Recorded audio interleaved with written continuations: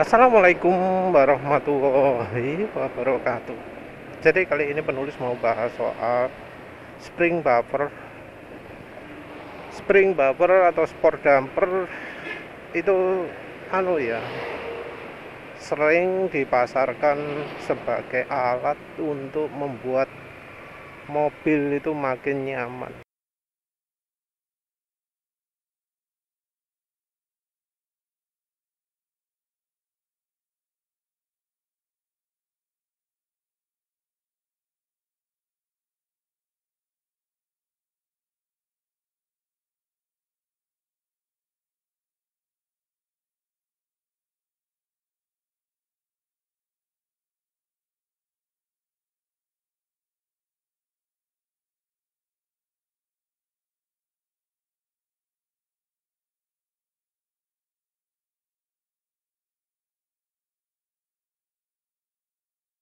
Tapi ya lagi-lagi ada korban lagi. Penulis sebelumnya sudah bahas, tapi penulis bahas lagi lah. Semoga mereka yang belum subscribe atau ya moga-moga aja barangkali ada yang bisa lebih minat untuk soal spring buffer sport damper ini. Ada yang lihat video ini terus ya, jadi lebih paham apa fungsi dari spring buffer dan sport damper. Nah, ada bro ya yang punya Oppo ya, Pajero atau Oppo gitu, marah ya,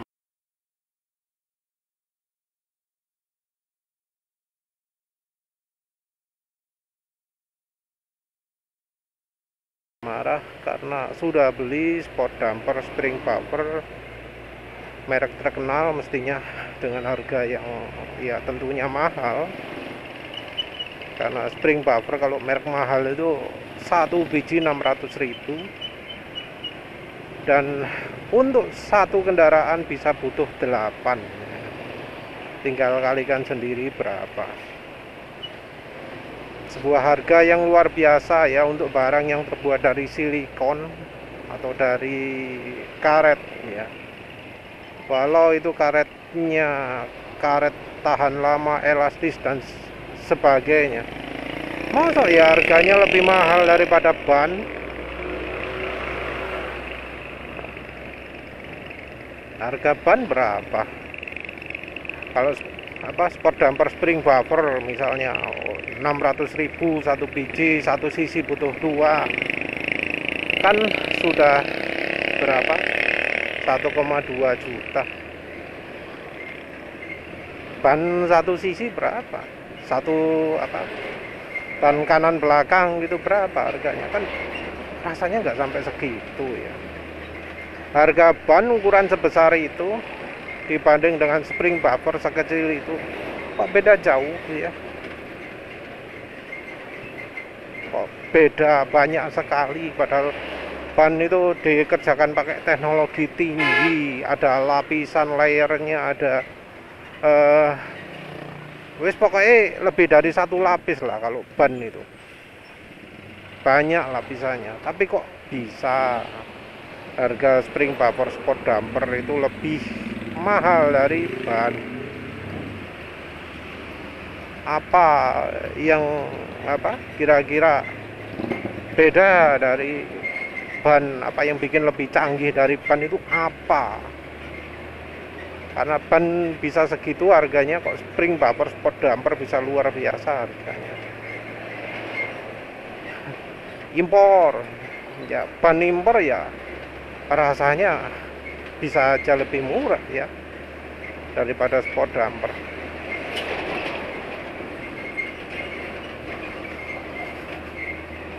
Belum lagi kalau kita ngomong soal fungsi ya.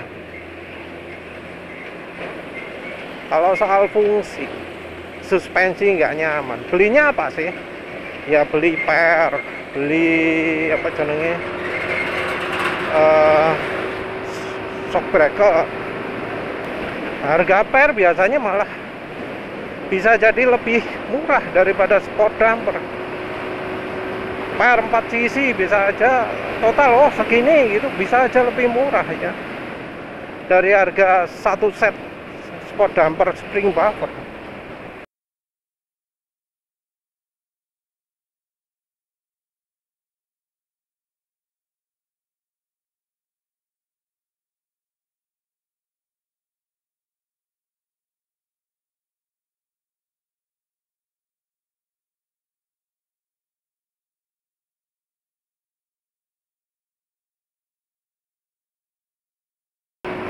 Harga shock breaker bisa aja lebih murah daripada beli spring buffer sport damper.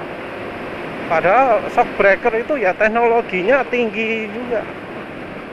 Ada yang sampai pakai high speed, low speed compression, damping gitu ya. Kalau untuk merek-merek tertentu, merek-merek yang bagus. Apa nilai lebihnya spring buffer sport damper yang harganya mahal itu ya, dibanding kalau beli per, dibanding kalau beli shock breaker gitu. Mahal, tapi apa yang didapat? Dan sayangnya orang juga salah mengerti.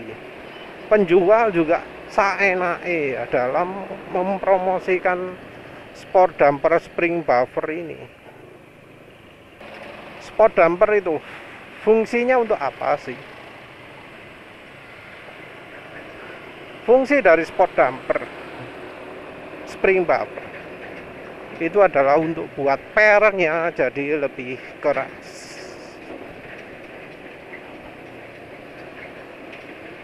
Jadi buat per jadi lebih keras. Per yang sudah ada akan dibuat jadi lebih keras. Salah bila dikatakan bahwa sport damper spring buffer ini bikin kenyamanan makin meningkat. Kadang bisa terjadi sebaliknya, karena nggak semua kondisi membuat per makin keras itu jadi lebih nyaman. Kebanyakan kondisi pasang per lebih keras ya tentu akan mengurangi kenyamanan. Mungkin tertarik sama testimoni orang yang ngomong setelah pakai sport damper spring buffer itu lebih nyaman. Iya, betul itu. Tapi nggak semua kondisi memungkinkan hal itu terjadi. Di kendaraan yang sudah berfungsi dengan baik suspensinya, sudah didesain sehingga pas oleh pabrikannya, menggunakan spring buffer sport damper itu justru akan mengurangi kenyamanan. Kenapa? Lah wong per sudah pas kok dibuat makin keras. Yang terjadi apa? Ya jadi lebih nggak nyaman. Dari yang cerita itu ketika nerjang polisi tidur, ketika lewat jalan tidak rata, mentalnya jadi lebih banyak. Yang namanya suspensi juga butuh namanya kestabilan, butuh yang namanya nilai yang pas ya. Kalau ukuran per itu terlalu keras, melebihi kerasnya dari shock breaker, yang terjadi adalah suspensi ini akan jadi lebih liar gerakannya.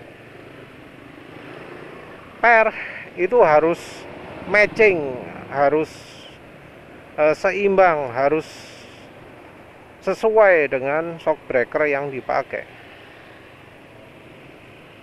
Menggunakan shock breaker yang terlalu empuk itu akan menghasilkan ketidaknyamanan yang istilahnya underdamping ya. Underdamping ini efeknya ayunan kendaraan itu nggak mudah berhenti. Kalau ayunan suspensi kendaraan ini sulit berhenti, biasanya akan muncul gejala muntah, karena goyangannya terlalu banyak, yang pengendaranya jadi mual. Nah, menambahkan sport damper spring bumper ke kendaraan yang sudah yang dalam kondisi normal suspensinya, hasilnya adalah bikin pengendara jadi pusing. Menggunakan sport damper spring bumper ke kendaraan yang suspensinya masih normal, masih bekerja dengan baik, hasilnya adalah justru makin keras, justru makin cepat pusing penumpangnya, justru makin lebih gak enak dikendarai. Reaksi kendaraan makin liar, kendaraan justru makin gak stabil. Faktanya itu ya. Terus yang testimoninya positif pemakaian spring bumper sport damper itu, mengapa kok bisa ada yang komentar positif soal pemakaian sport damper spring bumper? Di kondisi seperti apa sport damper spring bumper itu memberi manfaat? Nah, sport damper spring bumper ini memberi manfaat seringnya dalam kondisi suspensi ini dalam keadaan tidak sehat. Dalam keadaan biasanya shock breakernya under damping, shock breakernya lemah atau sudah soak, atau memang didesain pabriknya itu enggak becus dalam desain suspensi sehingga produknya, shock breakernya terlalu minim hambatannya. Ini sudah pernah terjadi ya. Seperti misalnya Suzuki Ignis itu pernah ada revisi, suspensi bagian belakangnya ditingkatkan hambatannya karena yang versi awal under damping, hambatan shock breakernya terlalu minim. Nah, di kondisi yang hambatannya terlalu minim tersebut, menggunakan spring bumper sport damper akan mengurangi osilasi, mengurangi ayunan dari kendaraan. Apalagi bila pemakainya sering lewat polisi tidur. Tentu lewat polisi tidurnya di kecepatan yang lambat ya. Jeduk gitu ya, bukan yang diterjang jerak-jerak gitu ya, bukan ya, tapi jeduk pelan kecepatannya. Dalam kondisi jalan pelan, kalau suspensi nggak bener atau pabriknya nggak becus bikin suspensi, ayunan itu bakal banyak sekali. Ya kira-kira kayak bedanya apa ya? Bedanya Fortuner dengan Pajero mungkin ya. Kalau Pajero kan lewat polisi tidur jeduk langsung berhenti. Nah, kalau Fortuner kan ayunannya banyak ya. Nah, kondisi seperti itu kan lewat polisi tidur, ayunannya banyak, goyang, goyang kiri kanan, goyang depan belakang, karena shock breakernya terlalu lemah, entah karena aus atau pabrikannya nggak becus. Nah, pakai begitu, setelah pakai sport damper langsung nyantai, jedak, langsung berhenti, jedak, langsung berhenti, terasa stabil sekali.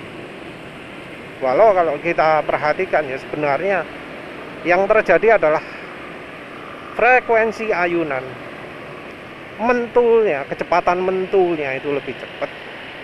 Walau memang akhirnya timingnya, detikan mentulnya itu jadi lebih pendek. Jadi secara frekuensi akan meningkat mentulnya itu, tapi detikan waktunya jadi berkurang. impresi akhir makin nyaman. Padahal harusnya dalam kondisi seperti itu yang harus dilakukan adalah ganti shock breaker yang lebih becus, yang lebih bener, yang matching dengan pereknya. Cuma sayangnya kalau yang untuk mobil, penulis nggak bisa rekomendasi ya, karena bicara soal shock breaker, penjual shock breaker Indonesia itu juga ya seringnya nggak pernah ngitung matching-matchingan gitu ya, pokok jual gitu toh. Oh, untuk mobil ini pakai yang ini, mobil ini pakai ini gitu ya, nggak memperhitungkan faktor lain-lain ya. Pokoknya ngomongnya ini pasti ini, mobil ini pasti ini, padahal kebutuhan orang beda-beda,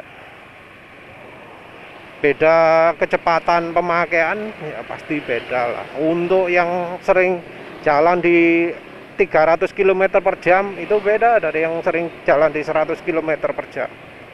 Yang biasa jalan 100 km per jam beda dengan yang biasa jalan 60 km per jam. Kalau soal suspensi itu nggak cuma dari tipe kendaraan saja yang menentukan, tapi dari cara penggunaannya juga. Kondisi berikutnya adalah kalau kendaraan tersebut dipergunakan untuk slalom. Ya lagi-lagi ini pengaruh juga dengan shock breaker. Shock breaker yang bagus itu akan membuat kendaraan itu siap melewati perubahan jalan yang berikutnya. Jadi nggak sampai sedetik kendaraan sudah stabil. Nah, seringnya kendaraan itu nggak didesain untuk zigzag, nggak didesain untuk ngebut, kecuali memang ya beberapa kendaraan tertentu ya yang memang sudah spesialis. Kebanyakan kendaraan kondisi suspensinya underdamped ya, kurang damping, kurang hambatan. Kendaraan dipakai zigzag, yang terjadi adalah nggak stabil. Ini kita ngomong soal mobil ya. Kalau soal motor gak ono istilah ketidakstabilan itu ya. Kendaraan dipakai zigzag seringnya nggak stabil. Kenapa? Ya selain underdamped juga suspensi juga mungkin terlalu empuk untuk kondisi yang seperti itu, karena memang kendaraan nggak didesain untuk zigzag.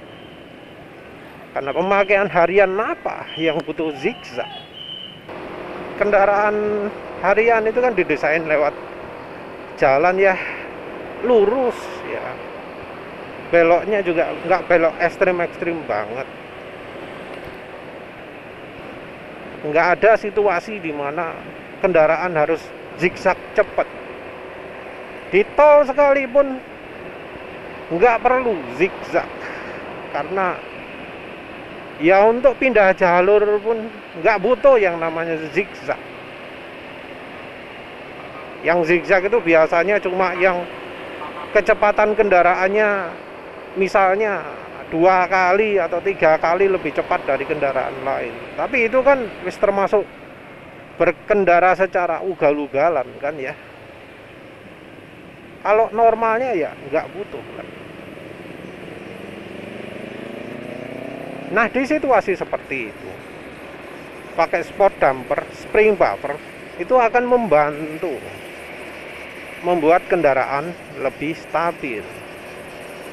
Tapi tentu balik lagi ke tadi, yang namanya suspensi itu harus matching. Kalau pernya makin keras, shock breakernya juga harus dibuat lebih keras. Suspensi sama per sama shock breaker, kalau untuk kecepatan tinggi ya memang harus butuh keras dua-duanya, karena ya namanya kecepatan mempengaruhi respon bodi kendaraan. Kalau kendaraan butuh dipakai cepat, maka respon kendaraan, kesiapan kendaraan juga harus cepat. Begitu kena perubahan jalan, maka dalam waktu kurang dari sedetik harus sudah siap. Makin kencang harus makin cepat siap. Untuk itu butuh per yang keras, shock breaker yang keras. Kalau cuma pernya tok yang keras, apa yang terjadi? Ya liar kendaraannya. Harusnya kendaraan sudah tenang, ini masih goyang-goyang. Yang terjadi apa? Mungkin terasa lebih mantep ya, tapi padahal masih liar. Ini sering penulis lihat di kendaraan luar kota ya. Jadi pernya keras, sepertinya dibuat pakai spring power sport damper. Shock breakernya enggak mentul cepat gitu ya.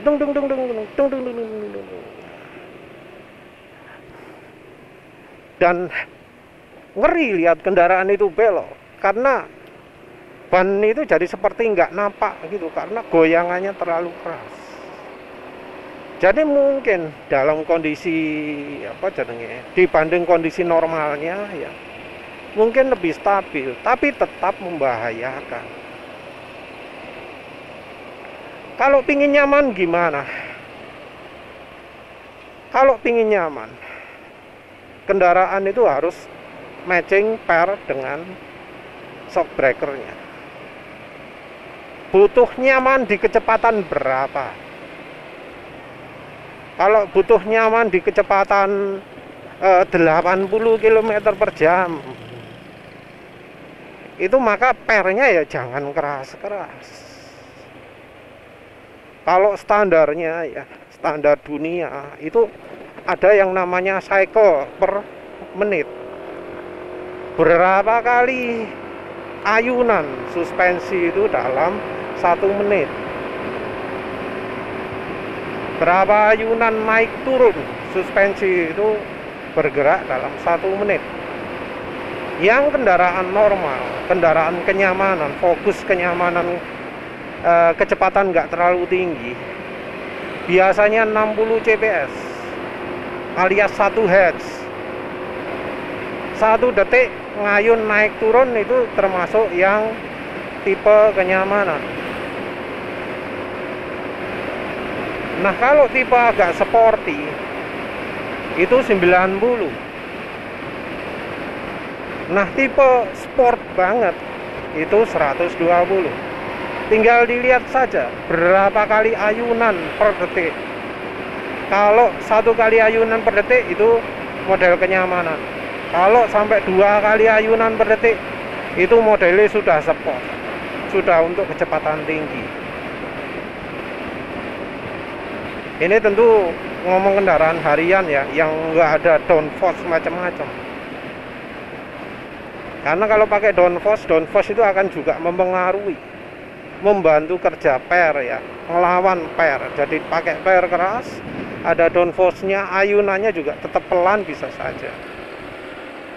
Jangan salah ya, kendaraan F1 itu katanya kalau sudah di kecepatan tinggi rasanya empuk ya, karena memang kalau kendaraan itu liar ya sulit dikendalikan. Kendaraan yang pas itu bakal terasa anteng, bukan liar ketika dipakai di jalan. Kalau empuk butuhnya 1 Hz. Terus untuk mengukur shock breakernya gimana? Ayunan yang pas itu antara 1 sampai 2 kali ayunan saja. 2 kali ayunan sudah termasuk terlalu empuk. Yang dibilang ideal itu sekali atau 1,5 kali, jangan lebih. Jadi 1,5 ayunan itu limitnya lah. Kalau lebih dari itu harus dianggap kurang. Kalau pingin pas itu caranya. Tapi ya balik lagi, di Indonesia nggak ada ilmu pengetahuan soal itu. Penulis juga ya nggak bisa rekomendasi, walau ada ya yang spesialis nyetel soal itu, ada. Tapi ya sayangnya kebanyakan bengkel wis gak ngurusi. Kebanyakan bengkel cuma jual, oh kalau kendaraan ini shock breakernya ini gitu ya. Nggak ada yang sampai ngomong, oh kalau pengen nyaman kecepatan sekian itu pakai ini, kalau pengen nyaman di kecepatan 160 pakai ini. Nggak ada ya yang ngomong soal itu ya. Kalau untuk per yang fleksibel itu mungkin yang pakai apa jenenge,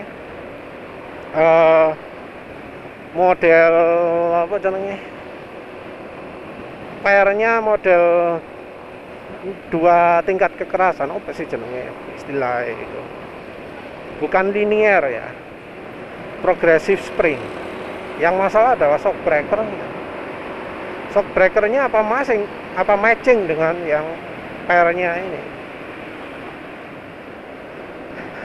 Kalau pingin nyaman, kendaraannya berat misalnya ya, maka bisa aja pakai suspensinya yang dirancang untuk kendaraan lebih ringan. Kalau pingin nyaman empuk di kecepatan rendah, itu bisa pakai yang untuk kendaraan lebih ringan. Nah, tapi kalau sebaliknya untuk kecepatan tinggi, ya silahkanlah cari per dan suspensi yang matching untuk kendaraan tersebut ya. Itu biasanya dirancang untuk kecepatan tinggi, tapi entah tingginya tinggi berapa ya. Kalau top speednya cuma 160, terus pakai untuk yang didesain untuk kecepatan 240 ya tetap jadi terlalu keras juga. Jadi yang namanya suspensi, yang namanya per dan shock breaker, itu mau nggak mau harus trial and error, dilihat ayunannya. Untuk depan dan belakang juga nggak bisa sama ukurannya. Kalau standar dunia sih, ayunan yang depan itu harus lebih pelan daripada yang belakang. Istilahnya flat right ya. Yang depan ayunan lebih pelan, yang belakang lebih cepat. Tujuannya ketika lewat polisi tidur, itu ayunan kendaraan bisa matching sehingga terasa nyaman pas gitu. Tapi ya itu cuma memperhitungkan polisi tidur saja. Sementara di Indonesia ya nggak selalu polisi tidur tok ya. Jalan yang keriting banyak. Jadi ya nggak bisa terlalu di flat right kan lah ya. Kalau bisa dibuat matching mendekati sama gitu. Tapi ini rumit, lagi-lagi butuh trial and error. Yang jelas gak iso modal spring buffer spot damper. Spring buffer spot damper itu ya hanya untuk tujuan khusus saja, bukan untuk tujuan general ya. Bisa jadi kalau kendaraannya kurang nyaman, ke tukang skok ya, minta dibuat lebih menghambat gitu, malah lebih enak, biaya bisa lebih murah. Tapi entah ya, kalau servis shock breaker itu berapa. Kalau di daerah sekitar Surabaya, di Jemur ya, di sebelah timur jalan, di jalan Jemur itu ada ya, di dekat putaran gitu. Entah ya, penulis sendiri nggak merasa butuh, karena mobil penulis kebetulan yang shock breakernya itu kerjanya masih baik, jadi yang belakang itu tetap stabil ya. Yang jelas lah ya, kita nggak bisa meningkatkan kenyamanan secara membabi buta dengan sport damper spring buffer. Solusi yang harus dicoba dulu itu adalah shock breakernya dulu, karena shock breaker pabrikan kayaknya ada yang nggak canggih ya, yang nggak ada setelan high speed compression, low speed compression, padahal itu penting ya untuk bisa enak nerjang polisi tidur tapi tetap stabil di kecepatan tinggi. Coba itu dulu lah, dari shock breaker dulu. Kalau memang pernya terlalu keras, cari yang lebih empuk. Kalau pernya terlalu empuk, ya cari yang lebih keras. Harganya mestinya lebih murah daripada sport damper. Umurnya juga jauh lebih awet. Sport damper itu kalau untuk pemakaian misalnya, wah untuk bawa barang banyak, ini butuh mau bawa orang gede-gede gitu ya, butuh pernya lebih keras untuk sementara, nggak untuk permanen. Nah itu sport damper spring buffer cocok. Wes itu toh kondisinya ya.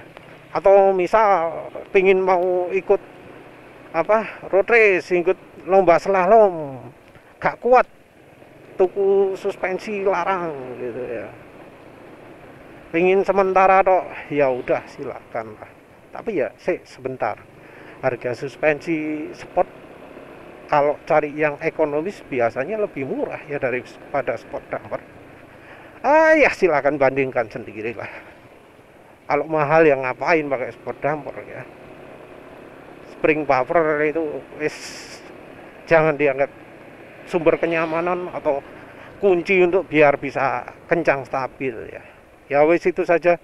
Terima kasih sudah menonton. Assalamualaikum warahmatullahi wabarakatuh.